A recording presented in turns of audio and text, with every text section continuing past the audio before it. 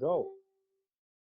So we're rolling. Hello. Thanks a lot. Hello, Nick Littlehales from the UK. Hi, Christoph.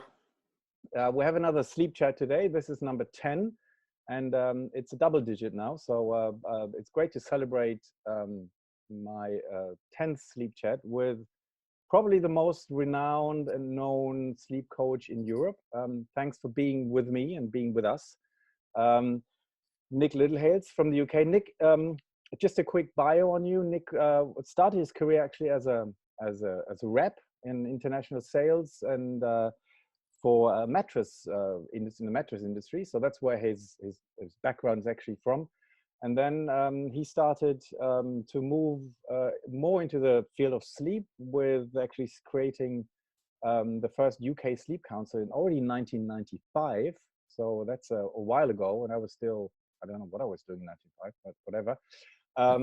And then immediately in 96 started working already also with the Manchester Football Club. So he will tell us a bit about it later, but he started to get in touch with Alex Ferguson, started to work with the physios and the doctors on their sleep approach, which was quite innovative at that time, I believe. And since then he's worked with many football clubs, other teams, other disciplines, athletes, top athletes around the world on their recovery. And then in 2016, he launched his book, his first book, which I've read. It's been translated in, I think Marcus told me yesterday, in 14 different languages. So you are 15 now. 15, wow. So you are pretty much around the world, which I guess is a great help. And then he, at the same time and over the years, he developed his own technique on coaching recovery, the R90 technique, which we will talk about a bit later. So I'm really, really happy to have you here, Nick. I start with my questions. As always, I've brought along a few questions. So let's start with the first and the most obvious one, and to get it out of the way.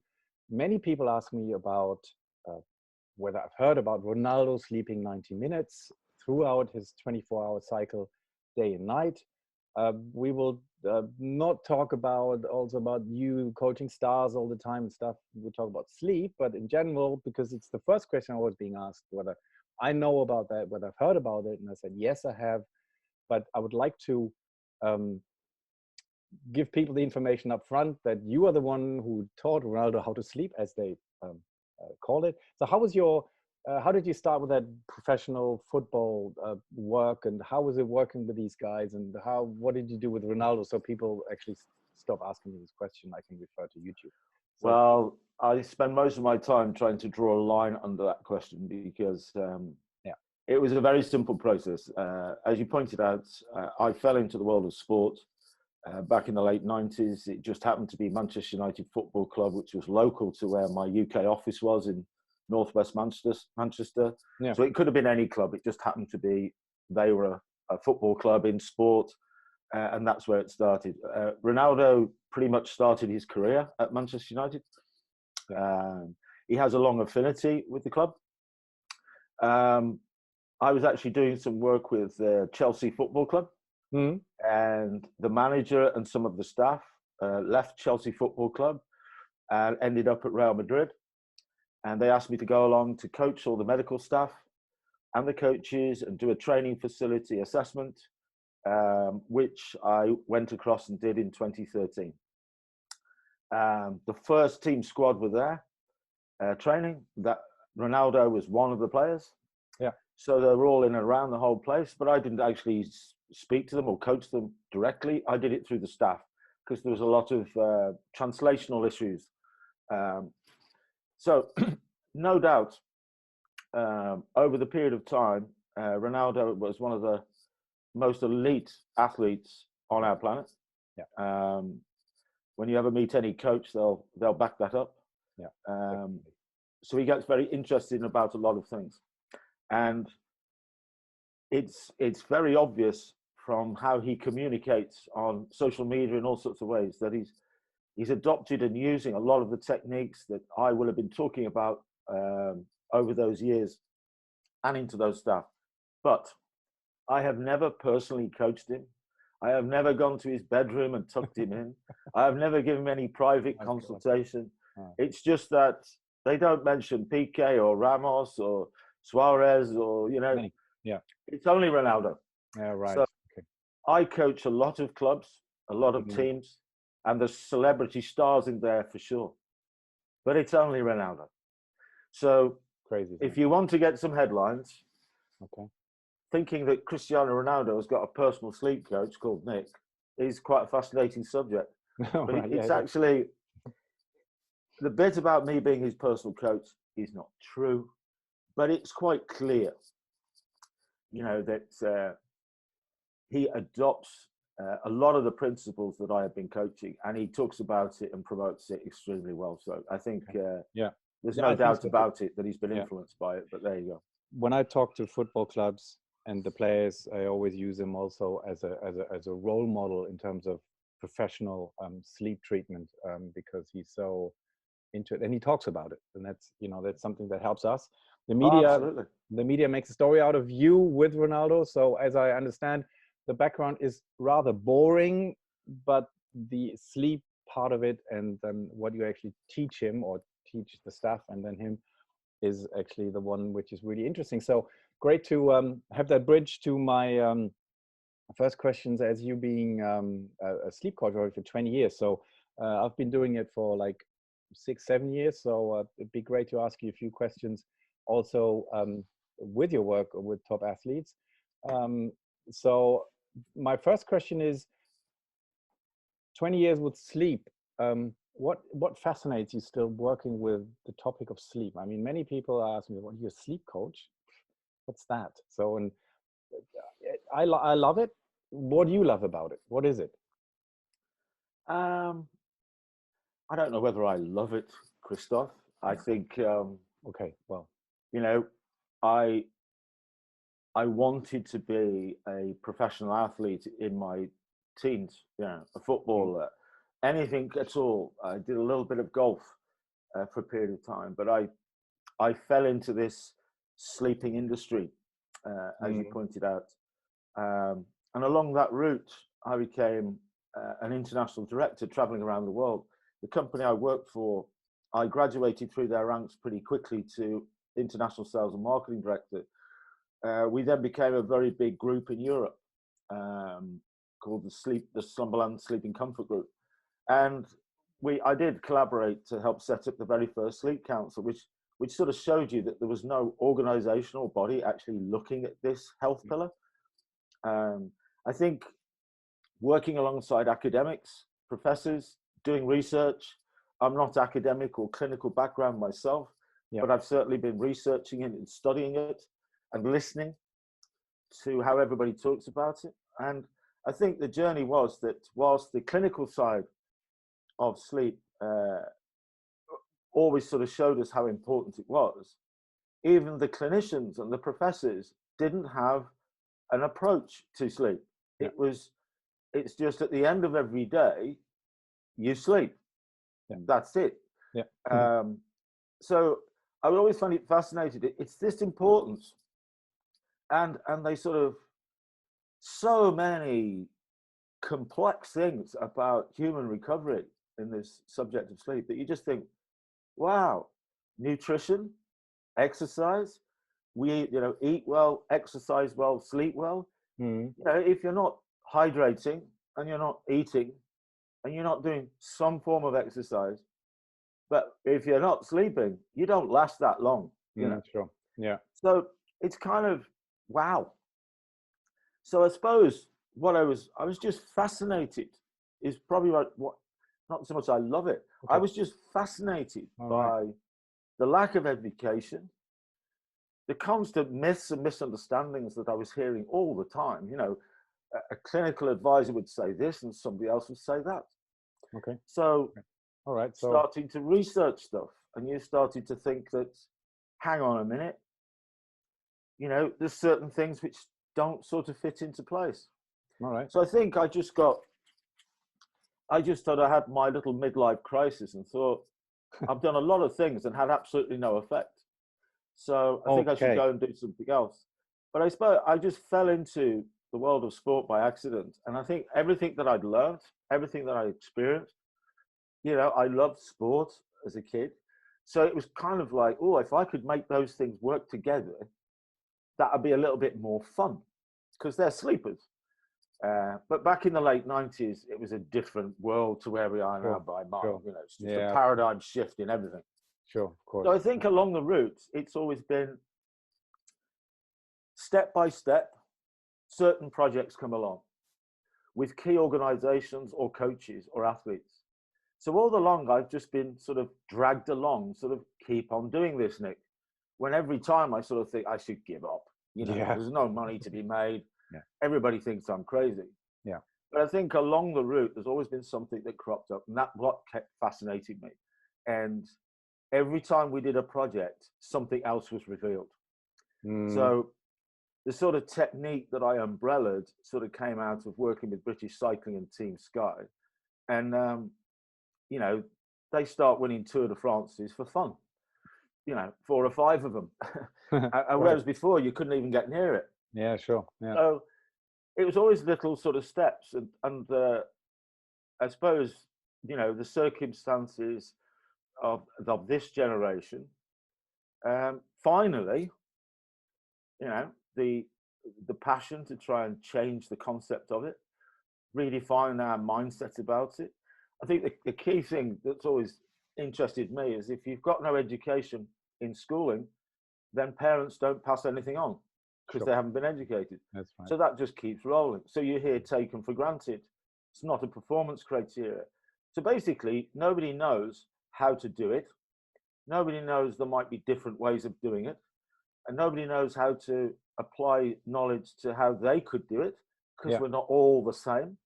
So basically, it's a great opportunity to train the population, to coach the population on a subject that is just so fundamental. And I think that's the problem we have, don't we, Christoph? When somebody goes, you know, you sleep, what do you do? Yeah. Because when you're asleep, you're not doing anything.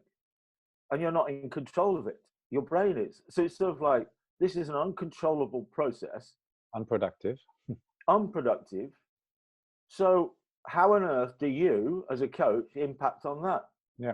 And I say, well, we don't even talk about sleep. All we've got is a combination of mental and physical recovery periods.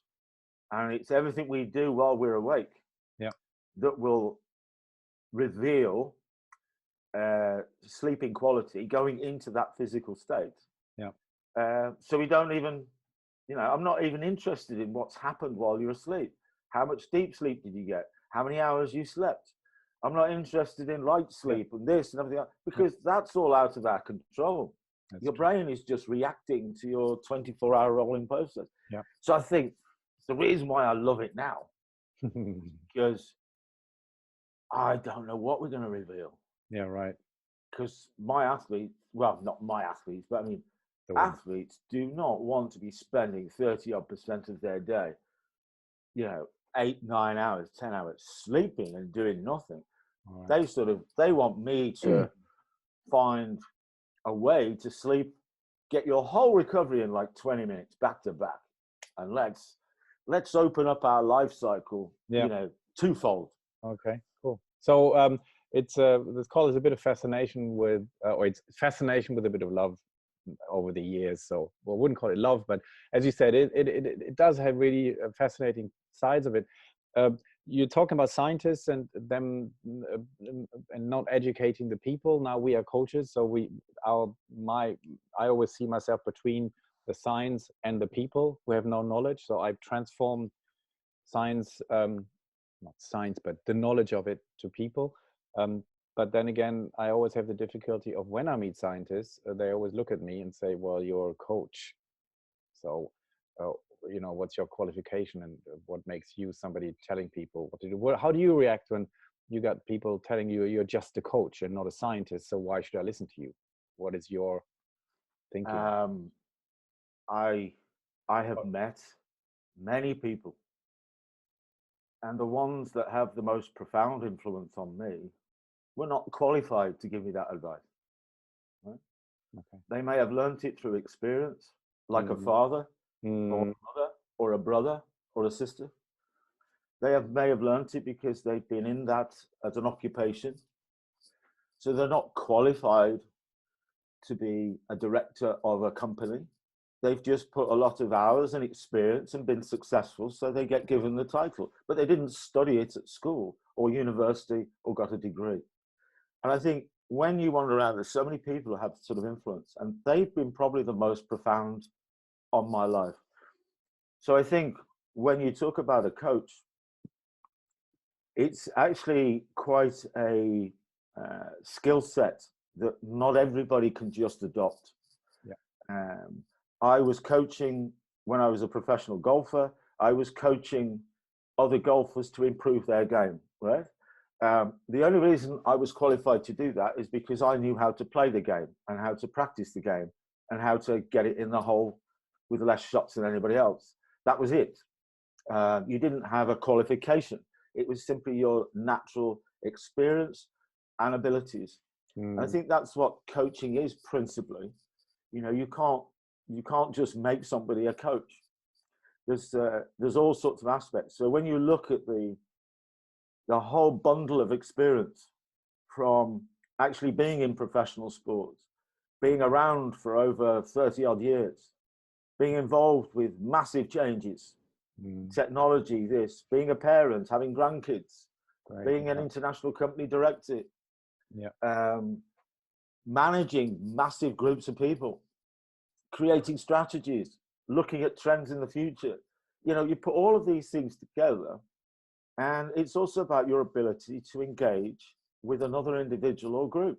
Yeah, that's it. And that's not easy. Yeah. So you do see many people who are highly qualified in the area, in any particular area, but they simply just can't communicate or engage or accept the fact that there might be not a different way of doing it. But I think the thing that I love, it's about training, it's about coaching, it's about making people coachable, because a lot of us are sort of put barriers up to being, you know, counseled or coached. But I think the fascinating thing is that I haven't met an academic clinician who could give me a defined answer of how to achieve a night's sleep of a quality that's deemed to be average, high, or low for a human being. Okay. I've never come across it. You know, I've read books beyond belief. Sure. I've talked to neuroscientists, all sorts of people. But they go about sleep in exactly the same way as any of us do. But their subject matter just happens to be sleep. Yeah, sure. So I think the reason there's two sides to it. One is I'm concentrating on trying to help that particular individual to get to A to B, to maximize their recovery the best they can, to protect them, to mean that they can deal with the challenges of what they're doing. And we don't focus on sleep. We're focusing on everything else around it. And the biggest thing is, you know, worrying about sleep is the biggest disruptor. Yeah. Because we're not knowledged. We got myths and misunderstanding. We don't know why sometimes it works, sometimes it doesn't. Sometimes we sleep for 8 hours, sometimes we don't. Sometimes we wake up 2 or 3 times. Sometimes we can't get to sleep. Sometimes we feel like, oh, I slept for 8 hours last night, but I feel absolutely knackered. Sure. How did that happen? Yeah, sure. Yeah. So you kind of think, well, if there's so many variables and there's no defined approach, then if I've got one and it doesn't hurt you, I'm not prescribing medical equipment or medicines or drugs, or I'm not operating on you.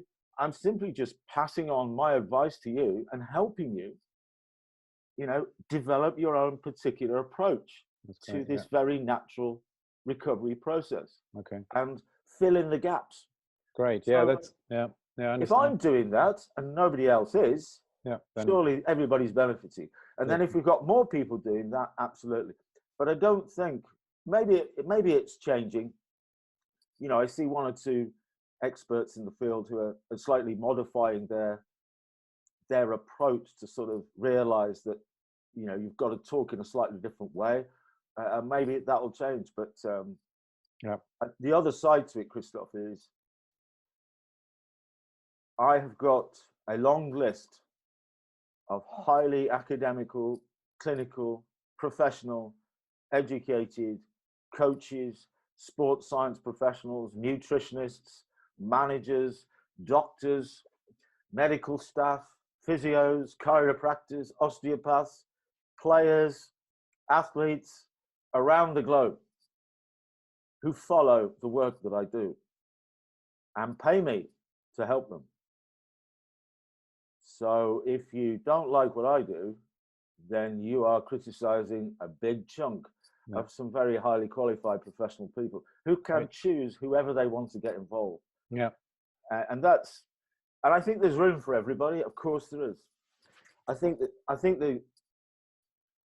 the line always is that if you want to just, because we can in this world, if you want to just set yourself up and say that you do this and say that you do that, if you haven't got something like authenticity, a track record, you've got proven approaches, if what you do can't be sort of gauged or measured, then you will be found out very, very quickly, because nobody will employ you. Yeah, sure.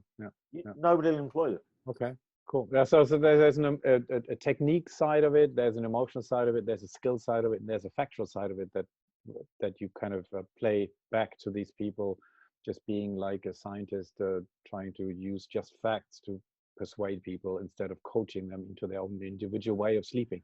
So I heard you say, to step in, because you already talking about that a bit, is that I heard you once in one of your videos say that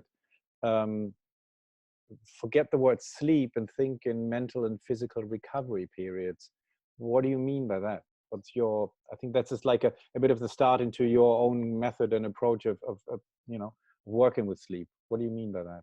Well, I think the problem was when I first sort of fell into sport, it was with a group of very young athletes, right? And not educated in this area the slightest, never mind all the doctors and managers around them. So I think what I tried to do was to try to redefine the language so that they had a more sort of tangible engagement with it.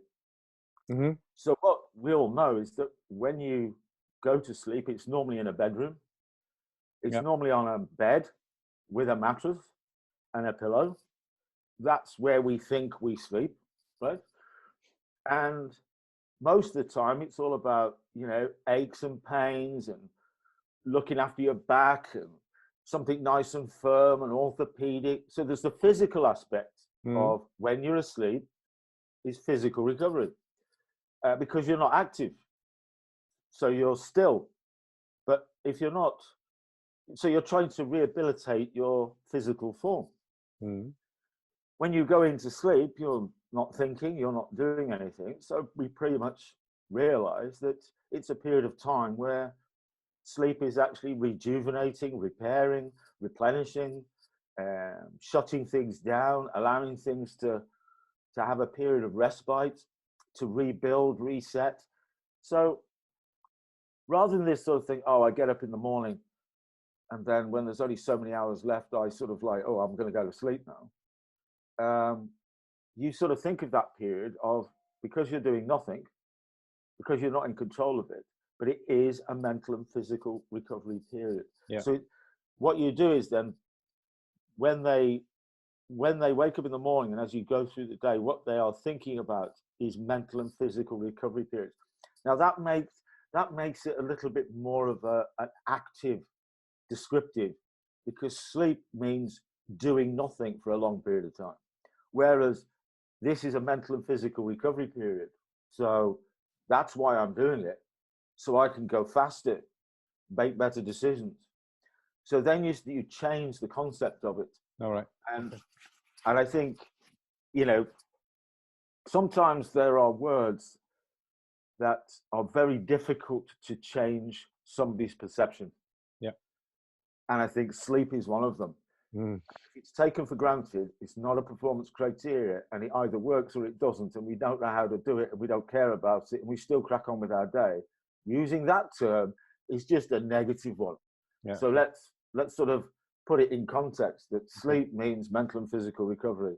Okay. So great. So this is like 20 years of experience, and you being a coach and not a scientist to know what people what motivates people more than than maybe the word of sleep. Great. That's perfect. So um, now stepping forward a bit more into how you work and what you do is that you have an approach of saying that before the electric light was there, we slept in polyphasic cycles versus monocycles today. So today we say we have to put everything into 8 hours, and it used to be different before the electric light came in. So is the sleep rhythm we have today actually a result of industrialization? So is it kind of just because now we think we can do so much more in a day that we need to put also performance-wise everything into 8 hours, and then we have the best recovery, instead of saying, hey, wow, I mean, the way we used to sleep was different, so why don't we try and,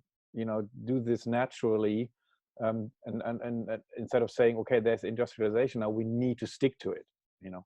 So I think it was just, you know, it's actually going to a library or reading a book back in those days to do research. Now you just do it with your fingers. But that was exactly that. When you looked at the schedule of an elite athlete, and you just go, how does this 8 hours work? You know, because when you look at their schedule, you just can't see how it fits. So it doesn't. When you look at a nurse's schedule, a night shift worker, a pilot, a surgeon, there was so many different. You look at humans sleeping all around the planet. You know, we're not all in a sort of nice, lovely bedroom with a bed and a mattress and aircon and stuff like that. If we live in the northern hemisphere, we've got Eskimos in bits of ice, in freezing temperatures, and we've got other people in very hot countries and all sorts of stuff. So you kind of think, hang on a minute. So it was always fascinating to me that if it was more natural, up until as humans we invented this electric light and it came very much into the world. Prior to that, it was all amber light, red light, firelight. yeah, You know, we had a much better relationship with the circadian rhythms, the sun going around our planet. So we were more attuned to that process. The sun hasn't changed.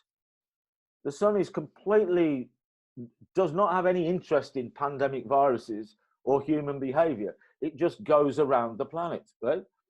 As human beings, our brains and all our bodily functions, we are completely synchronized to that process, as we know. So it's kind of like, hang on a minute.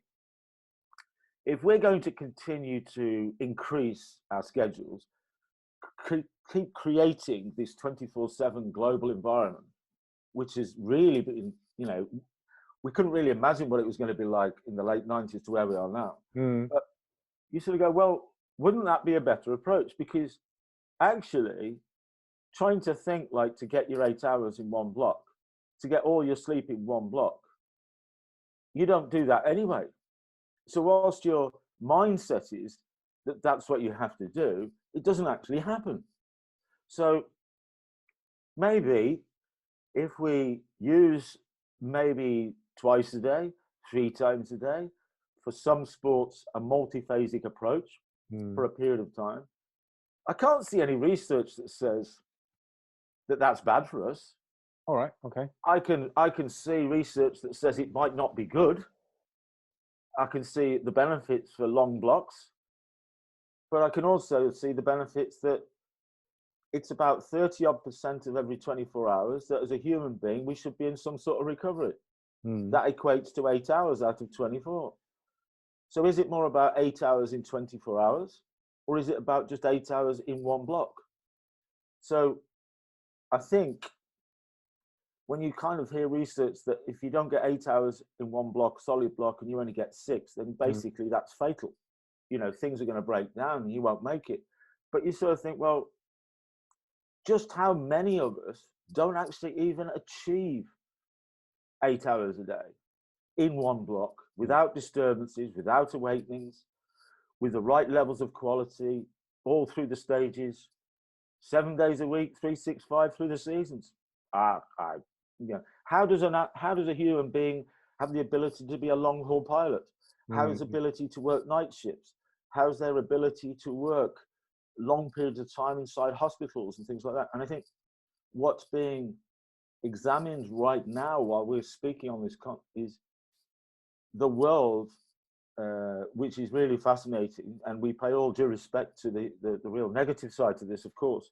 But the fascinating thing is that everything I've been working around and talking about and all sorts of stuff and redefining sleep and mental and physical recovery periods and circadian rhythms and chronotypes and sleeping in short cycle, just look at what a massive section of our population are being faced with. And you think, wow, if all those frontline workers were thinking about 8 hours a night, we would come to a grinding halt tomorrow. Yeah. So that's what it is about. This is what I'm faced with. How do I achieve it? How do I get around it? I say, right, some of the little things that make us tick, and it's about this worry thing, Christoph, for me, is that if I've got a nice balance of social experiences, if I've got a nice balance of interacting with other humans, if I've got a nice balance between work, rest, and play, if I've got a nice, healthy, balanced diet, if I've got a nice approach to keeping myself fit and healthy, if I'm not always looking at the same thing all the time, if I've got a nice, balanced, varied lifestyle, then just like going out into the mountains or into the woods or into the lakes and going camping for a week with a tent, no special mattresses, no protection, nothing to think about other than taking advantage of the morning, the afternoon, the evening, and do it again. Visualization, sounds, light and dark, diminished light, all this sort of stuff. And we feel amazing. And the things that we sometimes get so focused on is individual remedies, solutions in isolation to overcome our ability not to sleep. When actually, it's very, very easy to reveal it, as long as you know what will reveal it. Yeah, sure. There you're done. So it is, in a way, that's why I realize many times it's part of a lot of quality emotional work with people, trying to put them in a state of approaching sleep, of accepting it, of what happens and how to treat and how to have the quality before and after the sleep. If you put it, so that's one side of it. And the other side of it, do you agree saying that if you look at the circadian rhythm and you look at your chronotype and you look at the sleep cycles, the 90 minutes we have, as a technical base, does that already, if you do that right for yourself, if you look at all this 24 hours, you look at your chronotype, you look at how you put the cycles in place, would you say that is already technically like 80% of what you could do to really put yourself into the right position to have a good sleep? It's along the little journey, Christoph. It was, so these are the challenges that group faced. So, you'd start off maybe, chronotype might become something that might impact on that group. So you might look at that. Then you might look at not so much circadian rhythms, because that's a deeper. But then we'd look at this polyphasic sleeping approach. So it's like, how do we get somebody through all of this and trying to protect them? So, all the work I'd ever done, I used to listen to the professors and actually be in sleep clinics with friends, clinical experts. And they go, what we do is we wire you up and measure you for 60 minutes. But some of us like to look at it in 90 minutes, because that's where all the stages reveal themselves, light sleep, and then we'll look at the next 90 minutes. And I go, okay, so that's how you look at it. Yeah. In 90-minute blocks. So you can benchmark the data. Yeah, some look at 60, but we like 90. Okay. So, take the smile off your face, Christoph. But when I first started working with a Premiership football team, the length of a game was 90 minutes with a break in the middle. Yeah.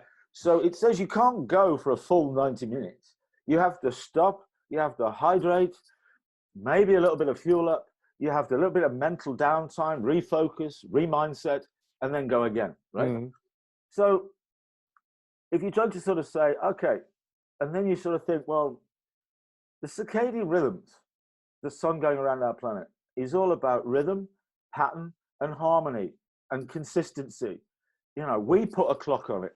So yeah, right. Maybe a consistent wake time, the brain likes that because of that. Maybe a wake time that's more aligned with your chronotype, or at least being aware of it. Maybe if we look at sleep as not 8 hours, but 5 90-minute cycles, which is 7.5 hours. Okay, so I sleep in cycles in a polyphasic manner, you know.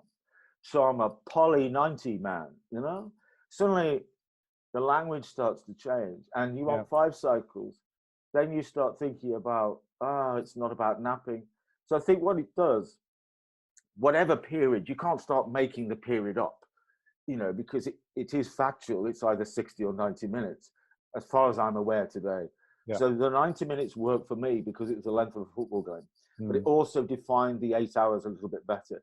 Then we could say, right, we get 4 cycles at night in a nocturnal block, and then we can grab another cycle, either a 90-minute cycle midday, because we had training in the morning, now we've gone home, or we use 30-minute cycles, because 30 minutes is classified as the nap period, under 30, 26 minutes.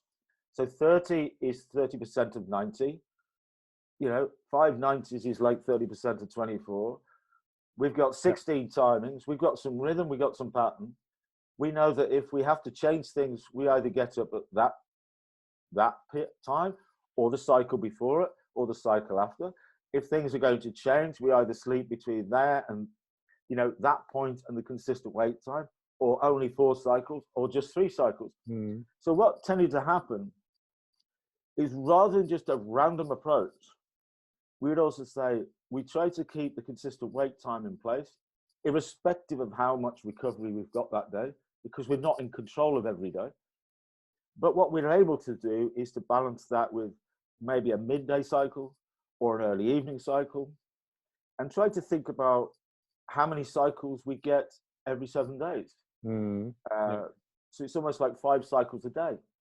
So it's kind of like, we kind of look into, actually, we get more recovery, but actually it's perceived that you're sleeping less.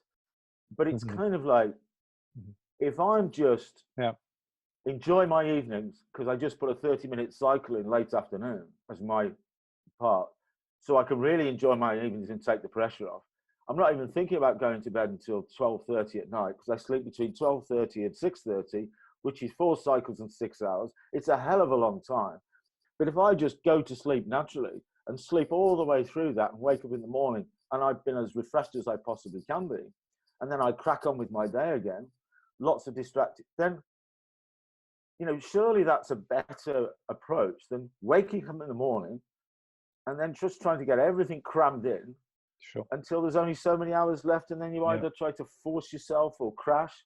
So it's kind of, I don't want you to feel as though you're so tired that, you know, your head hits the pillow and out you go.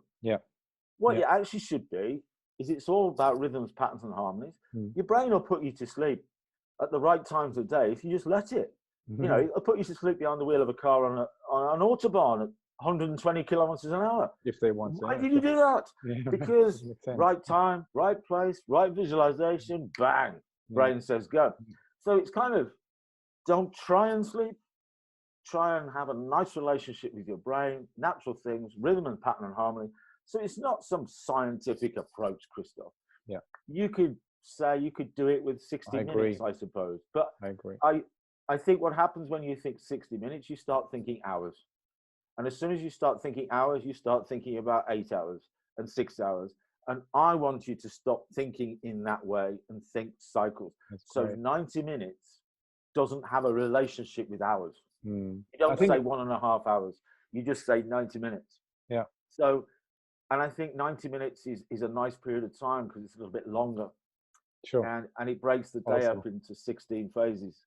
And then suddenly, I think, you know, anybody, you know, not everybody that I'm coaching and work with, you know, goes to university and got degrees. and studies and does lots of research. They need it in a very simple and straightforward, non-intrusive, subconscious manner. And if they just go, I'm on a 5 cycle a day, I use little CRPs, little controlled recovery periods, 30 minutes, 20 minutes. I have a nice balanced approach. Sometimes I'll do 6 at night, sometimes 4 or 3. This is how I do it. And it's all cool. And I don't worry about it anymore. Yeah, I think it makes nothing more than that. It's just but it's a mindset. You can't talk to people about rhythms and patterns and harmony and then not give them something that gives them an opportunity.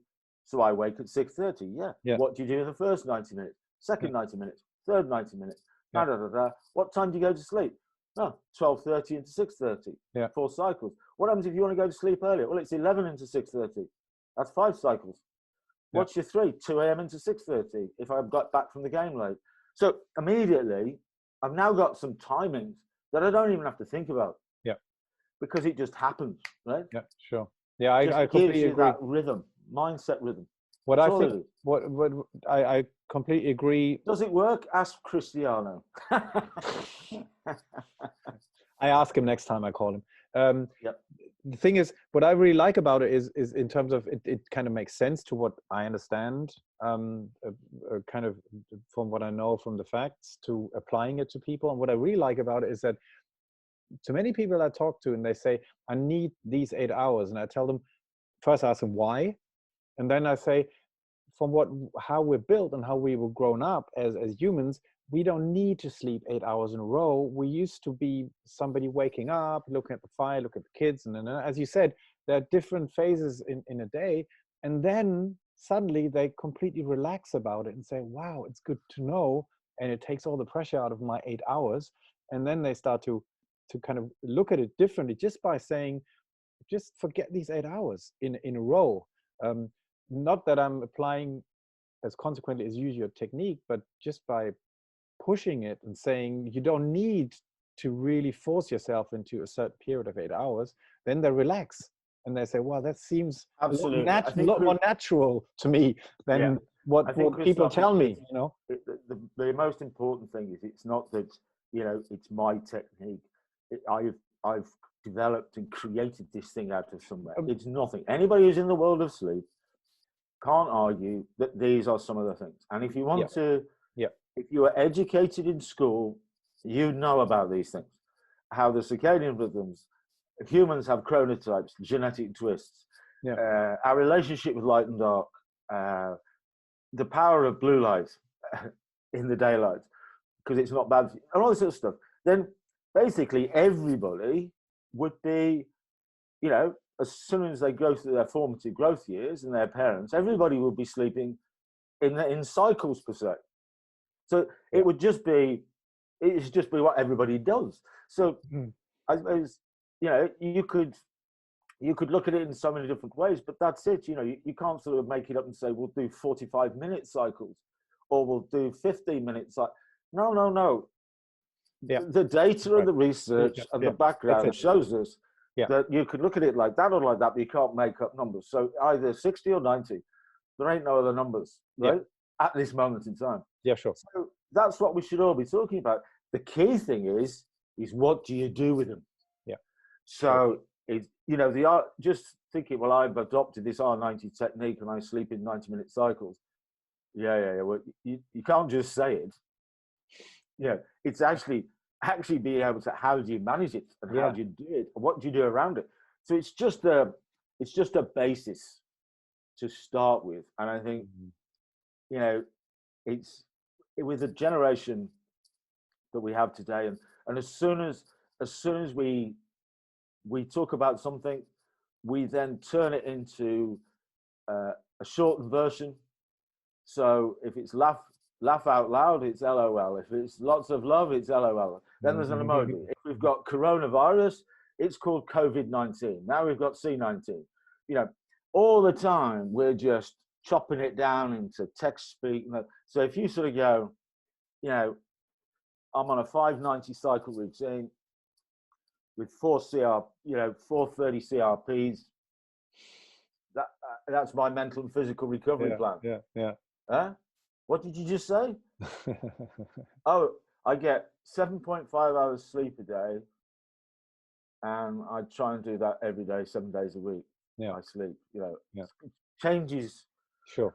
That's what I like about it. Is it has the background, it has, well, the science background, it has your experience in it, and it takes the people and the reality into account. So I like the your approach. You're saying not everybody has to work with it, and everybody has to apply it, but at least there's somebody like you out there, trying to find a different approach and make it understandable and easy to use, and puts it into a frame that kind of makes sense, at least to me. So but thanks for that already, for doing that, to the sleep business. But we got about 10 minutes left before you said you have something else to do afterwards, which I want to respect. But another questions apart from these big sports Ronaldo question is that people, and I'd like your opinion about it, is all the new technology tracking business out there. So there are many products coming out there, robots even out there. There are all these tracking devices we're using. I heard the other day that Apple is reinventing or relaunching a new tracking system with a new mattress type thing or whatever. What do you think about this approach? I have my opinion. I'd like your opinion on it, about all these products, why they're exploding. Do they work? Would you promote them in your way? I mean, you're a neutral person, you don't have to, but what do you say about all this stuff? I think there's a great danger that, I'm in my 60th year this year, and there's a great danger that you lose touch with how things are developing and what's important to people. There's always a danger of being accused of that. But I work with people in that generation. Yeah. They are young professional athletes, coaches, striving to be at their best. So this is my everyday conversation. I think the thing is that over the years, we've seen products and technology impact in the world of sleep. And I think if you've got a population that has no educational platform around this, we certainly have around nutrition and exercise, the other health pillars. Yeah. And we've got a lot of experience, a lot of data has been collected by a lot of professionals. So it's very easy for any one of us to find out some of the key data points or key facts about eating, nutrition, carbs, proteins, hydration, water, exercise, 30 minutes walking as a minimum, this, that, and everything else. And so we've got a lot of things that we can trust, that make sense, heart rate variability, all that sort of stuff. That even anybody can pick it up, grab a tracker, say, oh, if it goes above that, you need to come down. Oh, I'll do that, yeah? Right. But when it comes to, when I go to sleep, I have no control over it. So what my brain is doing, whatever that reveals in the morning, I've still got to go on to do what I need to do. Is it ever going to say stop training? Is it ever going to say you can't go to work? You can't fly a plane? You can't drive a bus? You can't take the kids to school? No, it'll never do that. So what is the use of the data? Now, is it to give you some indication about the kind of quality that you're getting? Well, do you know how to influence that data? How long have you been doing it for? Because you basically got to do this 7 days a week, through the seasons, 365, when you're working, when you're on holiday, when you're in hotels, when you're up the side of mountains, when you're at work, midday, early morning, after. You've got to create a lot of data that actually tells you that if you smile for 20 minutes every day, you will increase your deep sleep, your REM and non-REM sleep, by up to 3%. Wow. That sounds amazing. I'll try that. Right? So all you got to do is smile for 20 minutes every day and you'll get more deep sleep. Okay, do that. Yeah. It's sort of like, okay. The other thing is, I think data collection, a lot of the people I work around, they're massive advocates for just capturing every piece of data they possibly can. But I think what's being examined, and particularly with this COVID-19 period we're in now is that we get too intrusive. So you dumb down talent and flair, you dumb down creativity and all sorts of stuff, because what happens is that you are constantly being driven by data. And a lot of the professional coaches are now trying to look at just key data points, not so intrusive. And the other factor is, if you've got, the amount of people who actually spend most of their time sleeping in their own rooms, in their own beds, in the same environment, with the same thing going on every day, then, maybe tracking it's okay. But they've already got a medical term for insomniacal behavior developed by reacting to data. It's called orthosomnia already. And that's because people get even more anxious, that they wake up in the morning and the data says they actually had a good night's sleep, but they feel absolutely crap. Sure. Sometimes they wake up and feel really energized, but the data says not, because it's still guessing. Yeah. I think, Christoph, you and I both know that to actually generate that kind of data, you've got to be taking it off the frontal lobe of your brain. That's specific. So if it's about movement or pulse or heart rate or stuff like that, or the sensors in your mattress, all that sort of stuff, wow. Let me just tell you, if Usain Bolt is in a hotel or a village at an Olympic event, he hasn't chosen that mattress. He hasn't chosen that environment. He hasn't chosen who's living next door to him or the team opposite. He hasn't chosen that as his sleeping environment, but he has to go out there and run as fast as faster than everybody else. Yeah. Right? And how did he do that? So I think once you start tracking, you've really got to take on board that it's not about determining what you're going to do and what you won't do, but it may be that it'll give you a little bit of confidence, maybe over a period of time, that maybe you are getting a level of sleep. But I think the biggest factor, and we've done it when we were working with British Cycling, Team Sky, Manchester City Football Club, Liverpool, NBA coaches, New Zealand Olympic rowing teams last week. The thing is you just want to feel as though wherever you're sleeping, you could try and have an approach that reveals the highest quality of mental and physical recovery. Now, that might be very bad, or it could be good. Sure. But as long as you know that you're approaching it in that way. So the short answer is to it, at the moment, I think I don't encourage people to use them. Okay. Not for other reasons, sure, it's fine. Sure. But as far as it's the sleep thing, I think there's such a long journey. Yeah. Right? And it's sort of like, because there's no definitive approach, because there's so many variables, that I think it's one of those areas. I know for a fact that if I get on a bike, on a static turbo boosted bike, and I, go like mad, my heart rate's going to go up. And if I just stop into a nice recovery type of approach, then the heart rate comes down. And it's all about that variability. I don't want to, so it's about cardiovascular performance. Now, anybody can work that out. Anybody can find it. And it's a nice way to track it, because it's heart rate, it's pulse. But this sleep thing, I think it's really dangerous. Eye masks, earplugs, supplements, sensors by your bed, trackers, apps. I think, I could be wrong, but if I had a sensor in my mattress at home that was there to help me track my sleep, but then I'm going on holiday and I'm in a hotel, or the athlete's going to a training camp and traveling halfway around the world and all that sort of stuff. Basically, you've always got to make sure that humans can sleep anywhere, on anything, anytime, any place. It's about adaptability. It's about knowing the key factors about this process.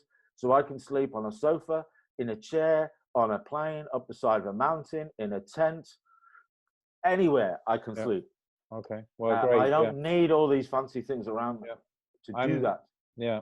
I'm really happy that I'm along with you and on the same line, because I think exactly 100% the same as you do. From my experience, not because I have some own knowledge or something. It's from what I see working with people. No, Christoph, very, very also, quickly, some 10, 15 years ago, a product came out called the Zeo, Z-E-O. And it literally was a little headband on the front of your brain here. Yeah. And it would literally track the brainwave patterns, and it's portable. And I was with a professor of sleep, and we saw this product and went, wow, this is amazing. Because people can actually do a clinical test in their own home. Perfect. Amazing. This is going to change the world. Where is that product? Yeah. It sort of came into the marketplace, but it disappeared, because if you've got to stick something on your forehead, it makes you sleep on your back. Yeah, right. And that's right? good. So what I mean is that there's so many little things about the whole process that it can be extremely counterproductive. I very much hope, and I'm sure it'll happen, is that there'll be some little microchip implanted in my side of my earlobe that will track all sorts of things, including brainwave patterns. And I'm sure we'll find ways that if you do that and that and that, you can sleep for 20 minutes. You don't need 8 hours. I'm sure it's all good. Whatever you think of these days is likely to happen, however crazy it sounds. Yeah, sure. But right now. Okay, cool. That's good. It's great to hear what you're saying about that. So before we finish, I'd like to just mention that. Sorry, don't worry about it. Don't worry about it. They're after me. It's you need to. When you're a busy sleep coach, that's good to see. Just before I finish, just to say that you are out there. You have a website. You have products you develop yourself from what your knowledge on mattresses and pillows, and you have that R90 technique. So you can be. People can get in touch with you, through your website. They can buy products you develop. So do you want to maybe say one or two things about that? So you have a little advert break. Part of the whole technique of redefining somebody's approach, training them, coaching them. The R90 technique is actually going through 7 key recovery areas, which is we've been touching on today. And 2 of those is environments that we choose or have to sleep in, and the other one is the products that we choose or have to sleep with. And so as we go through the coaching process, we do get to that bit. So we have a range of products, but we're not like normal retailers. They're just, there are some very simple, straightforward products that you can combine together to create a kit for your home or a kit to travel with. So we've got 2 pillows, we've got 1 duvet, we've got a mattress in 3 body types called ecto, meso, and endo, which is the medical terms for physical shape. So it's very, very simple. So we have those. We have a website, sportsleepcoach.com. Great. We have all the social media platforms, Instagram, Twitter. We're chucking out free content for fun. We also do a lot of blog posts every week, which is basically just trying to sift through the stuff about sleep. That's on your website or the blog? Yeah, okay. We've got coaching services. We've got easy access self-coaching services. Read my book or listen to the book or download a little 10-step course. We've got little workbooks, PDFs. So you can make your first steps, very low investment, which I think is key. And then we've got other things that sort of develop into quite an elite athlete program that might last over 3 or 4 months into a big event. Or it might be an organization trying to make behavioral change. And that's where we sort of have this sort of like toolkit of webinars. Podcasts have become really useful because you can have a chat with the key gatekeepers in an organization, asking all the questions, and then everybody can just watch it in their own time as if they're...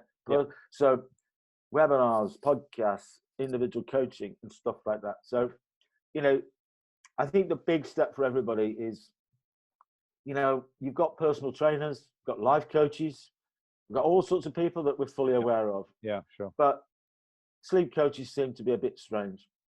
But actually, if you think about it, is if you've not been educated in something, then just maybe you're not doing it as well as you could.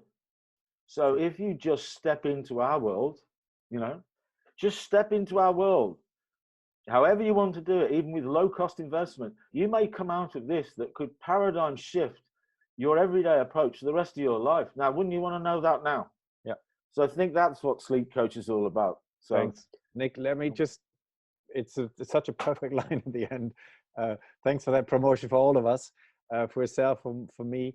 I think we're done. I think you need to go. We have 1 hour. I'm really, really happy you took the time. Thank you very much, Nick. Well, if you wanted to do, episode 2 and dive bomb into something else, more than happy. But I will have to go now. Okay. Well, thanks a lot, Nick. Have a good time. We'll stay in touch and talk to you whenever. Have a good day. No worries. Okay. Bye-bye. Okay. Bye.